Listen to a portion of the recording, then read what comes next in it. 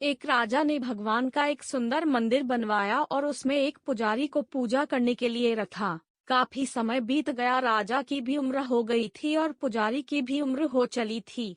लेकिन राजा का एक नियम था कि वो हर सुबह अपने सैनिक के साथ एक फूलों की माला भिजवाया करता था और उस माला को पुजारी जी भगवान श्री कृष्ण को चढ़ाया करते थे। उसके बाद जब राजा भगवान के दर्शन करने आया करते थे तब पंडित जी उस माला को भगवान के गले से निकालकर राजा के गले में डाल दिया करते थे। ये लगभग रोज की दिनचर्या बन गई थी। पुजारी जी बूढ़े हो चले थे और राजा भी बूढ़े हो चले थे। एक दिन राजा की तबीयत खराब हो जाती है तो राजा ने माला सिपाही के हाथ भिजवाते हुए सिपाही से कहा कि पंडित जी कहना कि आज हमारी तबीयत ठीक नहीं है तो आज हम आ नहीं पाएंगे, तो आज हमारा इंतजार न करें। उसके बाद सिपाही ने माला जाकर पुजारी जी को दे दी और सारी बात पंडित जी को बताई। पंडित जी ने भी माला को श्री कृष्ण को चढ़ा दी। तो उसके बाद पंडित जी ने सोचा कि इतने साल गुजर गए कि भगवान की इस माला को हमेशा राजा जी को ही पहनाई है, लेकिन आज तक मैंने कभी इस माला को कभी खुद नहीं पहना। तो हो सकता है कि जरूर यह प्रभु की इच्छा है कि इतने सालों में आज मौका मिला है कि प्रभु की इस माला को मैं अपने गले में पहन पाऊँ। तो यह तो परंपरा ही थी कि प्रभु की वह माला तो निकलती ही थी, तो इस बार पंडित जी ने वह माला अपने गले में डाली।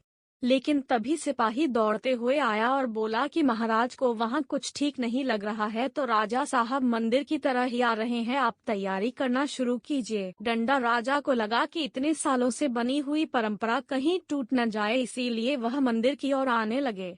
जैसे ही पंडित जी ने यह सुना, उन्होंने तुरंत माला गले से निकल और भगवान को पहना दी।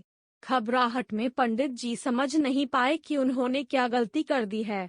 पंडित जी को लगा कि अगर राजा को पता चला तो वह उसे दंड दे देंगे।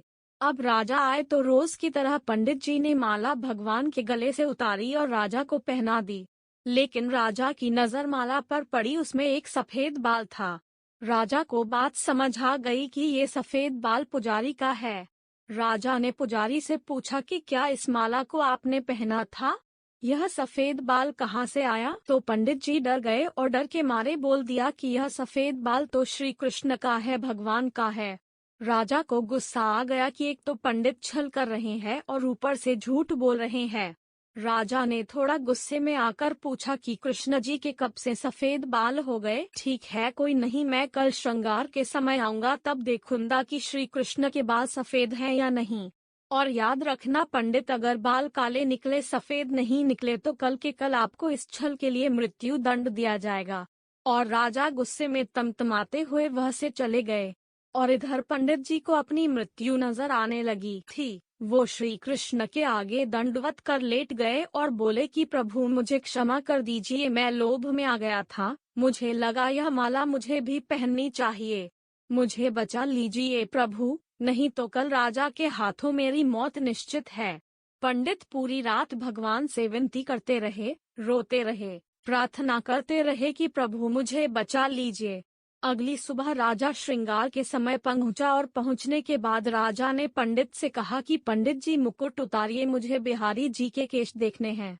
पंडित जी ने डरते डरते मुकुट उतरा और जैसे ही मुकुट उतरा राजा चौंक गया। श्री कृष्ण की मूर्ति के बाल सफेद थे। लेकिन न राजा को लगा कहीं ऐसा तो नहीं कि पुजारी फिर कोई छल कर रहा है, कहीं इसने अपने जान बचाने के लिए बाल रंगवा तो नहीं दिए। तो बाल की जांच करने के लिए वो बाल तोड़ने लगे और जैसे ही राजा ने बाल तोड़े, मूर्ति में से खून बहने लगा। राजा यह देखकर भगवान के चरणों में गिर गए, क्षमा मांगने लगे कि क्षमा कर दो भगवान, मुझसे बहुत बड़ा पाप हो गया, मैं शक में इतना अंधा हो गया कि मैं सही गलत भी भूल गया। तभी मूर्ति में से आवाज आई कि राजा, तुमने मुझे सिर्फ मूर्ति माना, इसीलिए मैं आज से तुम्हारे लिए सिर्फ मूर्ति हूँ। लेकिन इस पुजारी ने मुझ में साक्षात भगवान देखा, इसीलिए उसकी जान बचाने के लिए मुझे अपने बालों को सफेद करना पड़ा, खून की धारा बहनी पड़ी, ताकि तुम्हें समझा पाऊं। और उसके बाद राजा को अपनी गलती पर पछतावा हुआ, लेकिन अब कुछ नहीं हो सकता था। ऊपर वाले पर बिना किसी शर्त के विश्वास रखो और अपने कर्म को निरंतर करते रहो, ऊपर वाला आपको उसका फल अवश्य देगा।